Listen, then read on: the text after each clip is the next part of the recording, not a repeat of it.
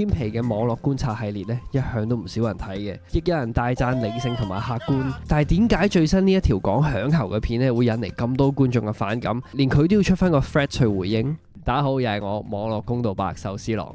咁單嘢咧其實就係咁嘅，就係一個 KOL 叫做 Hera 啦，咁佢就拍一條片就話我好唔中意響喉咁樣，嗶哩吧啦咁樣啦。咁然之後咁啊 Tyson 我哋個老朋友啊，咁你應該都知 Tyson Yoshi 係邊個噶啦。咁 Tyson 出咗條片就疑似係支持響喉啦，咁樣即係支持玩車、支持響喉咁樣啦。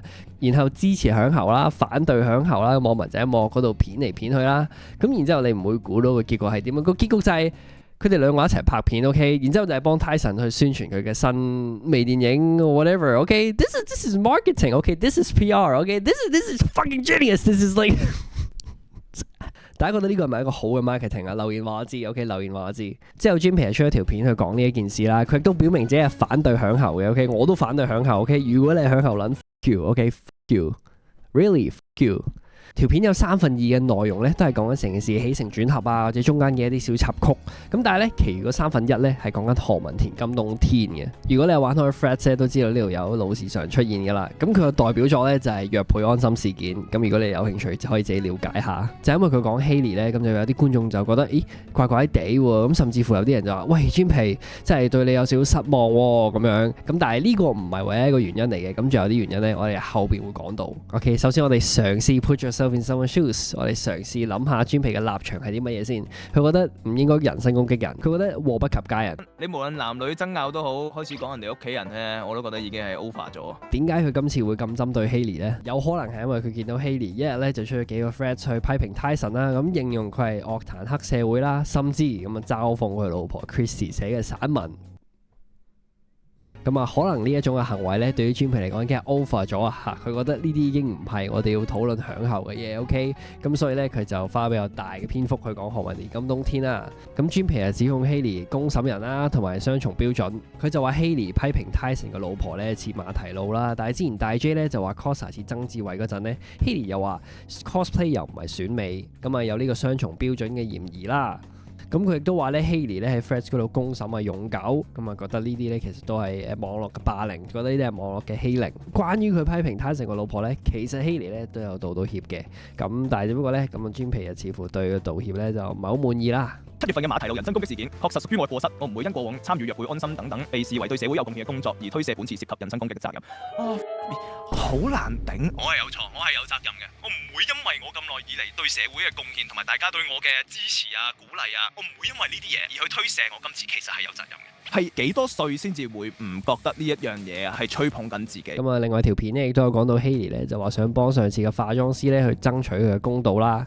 咁化妝師呢一單嘢咧就係當時喺 Tyson 喺意大利舉行婚禮嘅時候咧，咁佢嘅化妝師 Daniel 咧就因為航空公司嘅問題啦，咁導致呢個化妝箱唔見咗啊，咁啊被逼咧喺當地咧就臨時買工具去完成化妝啦。當時咧就另外一位化妝師 Jackie 咁就批評阿 Daniel 就話咧佢冇將佢嘅化妝嘅架撐hand carry 咧係唔夠專業。咁但係當時咧 Tyson Yoshi 咧就好撐佢個化妝師，咁佢就話咧你都係想搞到人哋冇公開啫，唔好咁正義啦。係啊，化妝師單嘢就係咁咯。Jimpy 去批評 Hailey 嘅時候咧，就話佢係一個判官 ，OK， 佢係公審人咁點咁樣啦。咁然之後，但係其實 Hailey 喺呢件事上面咧，其實佢唔係好關事嘅 ，OK， 我自己覺得。咁啊，真正關事嘅咧就應該係 Hera 同埋 Tyson 呢兩個人啦。咁但係你話佢有冇話過 Tyson 咧？有嘅。咁佢講咩咧？佢就係話我覺得 Tyson Yoshi 可以做得好啲嘅地方係，跟住佢話咩偶像行為，粉絲埋單。Alright, that's it.That's it. I feel like this is 雙標。再加上 Tyson 係一個頂流嘅明星，我相信 Hailey 嘅影響力應該點樣都冇佢咁大嘅。Obviously, right？但係反而 Jimpy 咧係對一個影響力冇咁大嘅人咧更加 harsh 嘅，咁就難免咧會令觀眾產生咗一種你偏幫 Tyson 嘅感覺。咁但係咧我都唔係完全支持 Hailey 嘅所有言論同埋行為嘅，唔係賴佢春代 right？ 但係即係雖然佢可能冇，但係 you get what I mean？最重要嘅係，我覺得 Jimpy 呢一條片花咗咁多時間去討論 Hailey 啦，而無視咗觀眾真正想討論嘅嘢咯，就係 Hera 同埋 Tyson 咧就利用咗呢一個公共嘅議題去做一個宣傳 ，OK， 去做一個 marketing，而呢一樣嘢正正就消費咗網民嘅憤怒啊！即係我覺得啲人係想專皮去討論呢一件事，多過你講希利咯。即係我覺得你如果唔中意希利某一啲言論，或者你反對佢某一啲行為嘅，你完全可以出一條片去講。而呢一條片嘅重點咧，更加應該係在於 Harry 同埋 Tyson 佢哋用呢一個議題去做一個 marketing 呢一樣嘢咯。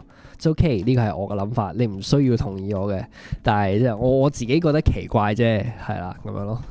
都要戴翻啲頭盔嘅，就係我啱啱講嘅嘢咧，就 based on 專皮嘅呢一條片啦。咁其實我冇睇過直播啦，係啦，咁我就唔知佢當時講咗幾多嘢嘅，係啦。咁其實因為我呢條片其實我目的都唔係想公審專皮，即係想講下即係我嘅諗法啦，同埋即係點解咁多網友會有咁樣嘅反應 ，OK， 同埋食下流量。我覺得專皮老師可以做得更加好嘅位置咧，就係下次可能留意下啲篇幅嘅問題啦。咁聽日咧佢直播都會即係講下呢單嘢啦。咁我哋啊聽日睇下點講啦。咁歡迎留言講低你哋嘅睇法，我係唔會睇嘅。Peace。